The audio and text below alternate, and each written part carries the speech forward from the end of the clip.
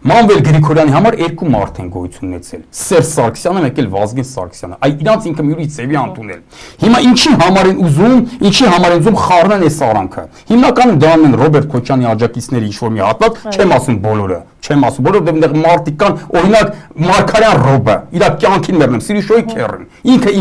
իրոք իմ աղբերն է, իմ ընկերն է, Մանվել Գրիգորյանի թաղմաններ է եկել, Պանիխիդային է եկել, իրոք նվիրած տղա է։ Դրա համար ոնց ասեմ բոլոր աջակիցները, ոնց այս ձևի մարդկանց չանեմ արանքից, հասկանում եք, հա։ Հիմա նայեք տեսեք, իրանց աջակիցների կողմից որն է նպատակը սրա, Լուսինե ջան, ինչ նպատակ, այստեղ ավելի շատ իրանք ոչ թե ուզում են թիրախավորեն Սերժ Սարգսյանին, որին իրանք ատում են, Սերժ Սարգսյանին իրանք ատում են, բայց այստեղ ավելի շատ ոչ թե ուզում են Սերժ Սարգսյանին վնաս տան, այլ ավելի շատ ուզում են Մանվել Գրիգորյանին վնաս տան, իրանք որովհետև Մանվել Գրիգորյանն էլ պակաս չեն ատում իրանք, հասարակ բան, Ռոբերտ Քոչյանը Մանվել Գրիգորյանի ոչ թաղմանն է եկել, ոչ Պանիխիդային եկել, ոչ էլ մինչև այսօր գերեզմանները գնացել է, չի գնացել։ Ասենք նես չի Ռոբերտ Քոչյանը չի գնում տենց տեղեր, էլի ես մի երկու անգամ տեսնեմ ունակ են երիտասարդ տղեն Հովանես անը, չէ,